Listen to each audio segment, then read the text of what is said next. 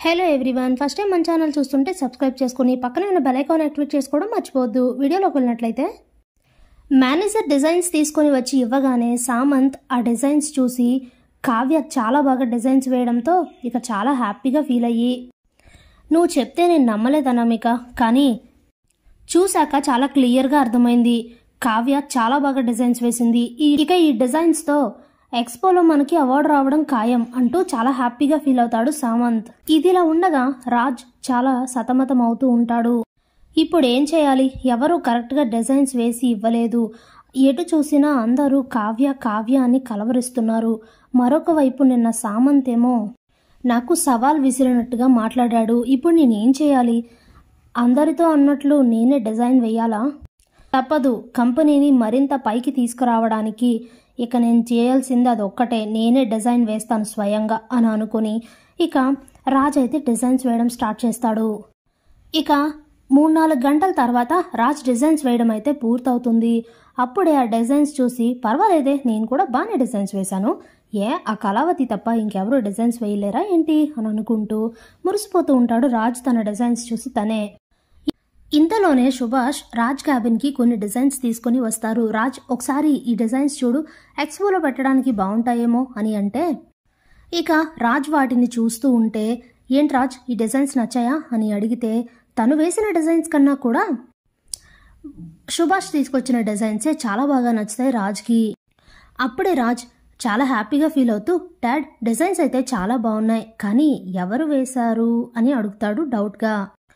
అప్పుడే సుభాష్, నువ్వు అనుకునే వాళ్ళు మాత్రం కాదు, అయినా అలా ఎలా జరుగుతుంది రాజ్, తనెలా డిజైన్స్ వేసిస్తుంది, వేయదు కదా అని అంటే అప్పుడే రాజ్, అవునులే, అది కూడా నిజమే, సరే డాడ్, నాకైతే ఈ డిజైన్స్ నచ్చాయి, రేపు ఎక్స్పోలో పెట్టించడానికి వీటిని రెడీ చేస్తాను అని చెప్తాడు. ఇక దాంతో సుభాష్ చాలా హ్యాపీగా ఫీల్ అయ్యి అక్కడి నుంచి అయితే వెళ్ళిపోతారు. అప్పుడే రాజ్ తన మనసులో, ఈ ప్రపంచంలో కళావతికి తప్ప ఇంకెవరికి కళాపోషణ లేదు అని అనుకుంటున్నారు కదా, ఈ డిజైన్స్తో రేపు ఎక్స్పోలో అవార్డు తీసుకుని కళావతి కన్నా గొప్ప కళాకారులు ఉన్నారని ప్రూవ్ చేస్తాను చూడండి అని చెప్పి ఇక వాటిని ఎక్స్పోకి కావలసినట్టుగా డిజైన్ చేయిస్తాడు రాజ్.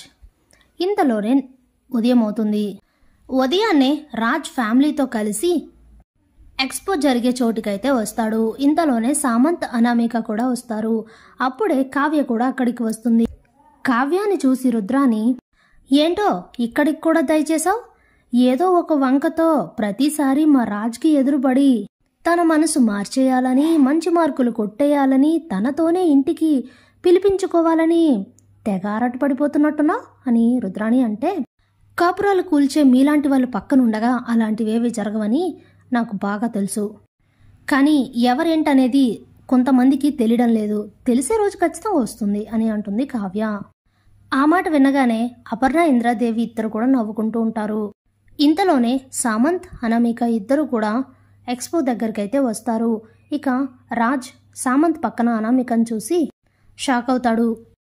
అప్పుడే సామంత్, ఇప్పటి వరకు అన్ని విజయాలు సాధిస్తూ అన్ని అవార్డ్స్ తీసుకుంటూ నెంబర్ 1 స్థాయిలో ఉన్న నీ కంపెనీ నాకు అడ్డంగా ఉండేది, కానీ ఇప్పుడు నీకన్నా నేనే పై స్థాయిలో ఉంటాను, ఈ విజయం అనేది ఇక్కడి నుండే మొదలవుతుంది అని అంటాడు సామంత్.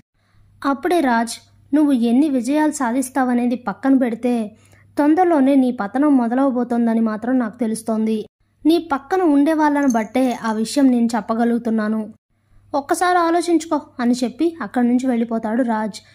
ఇక దుగ్గిరాల ఫ్యామిలీ అంతా కూడా ఇంతలోనే అనామికని సామంత్ పక్కన చూస్తారు. మళ్ళీ ఎవరి జీవితమో నాశనం చేయడానికి పూనుకున్నట్టుంది అనామిక అనుకుంటూ ఉంటారు అందరూ. ఇక ఇంతలోనే ఎక్స్పో అయితే స్టార్ట్ అవుతుంది. ముందుగా ఎక్స్పోలో పార్టిసిపేట్ చేసిన అందరూ యొక్క ఇచ్చిన డిజైన్స్ అన్నీ కూడా స్క్రీన్ పైన చూపిస్తూ ఉంటారు. ఇక ఆ డిజైన్స్ చూస్తూ చాలా గొప్పగా బాగా ఉన్నాయని అనుకుంటూ ఉంటారు. చివరాఖరికి సామంత్, రాజ్ ఇద్దరివి కూడా డిజైన్స్ అయితే మిగులుతాయి. ఫస్ట్ సామంత్ కంపెనీ నుండి వచ్చిన డిజైన్స్ని చూపిస్తారు స్క్రీన్ పై. ఆ డిజైన్స్ చూసి కావ్య ఒక్కసారిగా షాక్ అవుతుంది. ఏంటిది, ఇవి నేను వేసిన డిజైన్స్ కదా, ఇవి సామంత్ కంపెనీకి వచ్చాయేంటి అనుకొని స్టన్ అవుతూ ఉంటుంది. ఇక నెక్స్ట్ స్వరాజ్ కంపెనీస్ నుంచి వచ్చిన డిజైన్స్ని చూపిస్తారు. అవి అయితే సామంత్ కంపెనీ నుండి వచ్చిన డిజైన్స్ కన్నా ఎక్సలెంట్గా అయితే ఉంటాయి, చాలా చాలా అందంగా కనిపిస్తాయి ఆ డిజైన్స్. ఇక అవార్డ్స్ అనౌన్స్ చేసే టైం అయితే వస్తుంది. అప్పుడే సామంత్తో అనామిక, నువ్వేం టెన్షన్ పడకు బేబీ, ఎలా అయినా అవార్డు వచ్చేది మనకే అని అంటుంది. ఇక ఇద్దరు అలా మాట్లాడుకుంటూ హ్యాపీగా ఫీల్ అవుతూ ఉంటారు. ఇంతలోనే అవార్డ్ అనౌన్స్ చేస్తారు. This year expo award goes to Swaraj group of companies అనేసరికి తేరుకోలేని షాక్లో పడిపోతారు సామంత్, అనామిక. చెప్పలేనంత హ్యాపీగా ఫీల్ అవుతారు రాజ్ అండ్ రాజ్ ఫ్యామిలీ మొత్తం. అప్పుడే కావ్య అయితే అలా షాక్లో ఉండిపోతుంది. స్వరాజ్ కంపెనీకి ఇచ్చిన డిజైన్స్ కూడా నేను వేసినవే, అసలు ఇదెలా జరిగింది అని అనుకుని జరిగింది గుర్తు చేసుకుంటుంది కావ్య. నిన్న ఆఫ్టర్నూన్ సామంత్ కంపెనీలో డిజైన్స్ ఇచ్చి కావ్య ఇంటికి వెళ్ళిపోయిన తర్వాత ఓ ఇద్దరు వ్యక్తులు వచ్చి మీరు ఉన్న పలంగా ఇప్పటికిప్పుడే ది బెస్ట్ డిజైన్స్ అయితే వేసివ్వాలి అని అడిగితే ఇదేంటి ఇప్పటికిప్పుడు అని అడుగుతుంది కావ్య. అప్పుడే రేపు ఎక్స్పో ఉంది, ఎక్స్పో కోసం కొన్ని కంపెనీల వాళ్ళు మమ్మల్ని డిజైన్స్ కావాలని అడిగారు, సో ది బెస్ట్ డిజైన్స్ కావాలి, మీరు వేసిస్తారా అని అడిగితే ఇక దానికి ఒప్పుకొని డిజైన్స్ వేస్తుంది కావ్య. కానీ ఆ డిజైన్స్ ఎవరికి వస్తాయనేది కావ్యకి తెలీదు.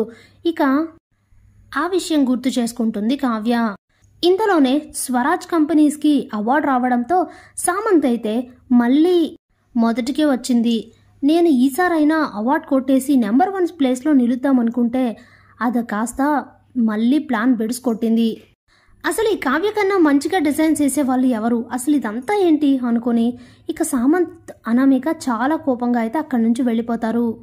అప్పుడే రాజ్ కావ్య దగ్గరకు వచ్చి, చూసావా, ఏదో నువ్వు మాత్రమే ప్రపంచంలో బాగా డిజైన్స్ వేయగలవని అనుకుంటుంటావు కదా, నీతో సంబంధం లేకుండానే నేను డిజైన్స్ వేసి అవార్డు తీసుకున్నాను, చూసావా ఎంత బాగున్నాయో, నువ్వు వేసే డిజైన్స్ కన్నా ఆ డిజైన్సే బాగున్నాయి, అందుకే ఎప్పుడూ మనమే గొప్ప అని అనుకోకూడదు, గుర్తుపెట్టుకో అని చెప్పి అక్కడి నుండి వెళ్ళిపోతాడు రాజ్.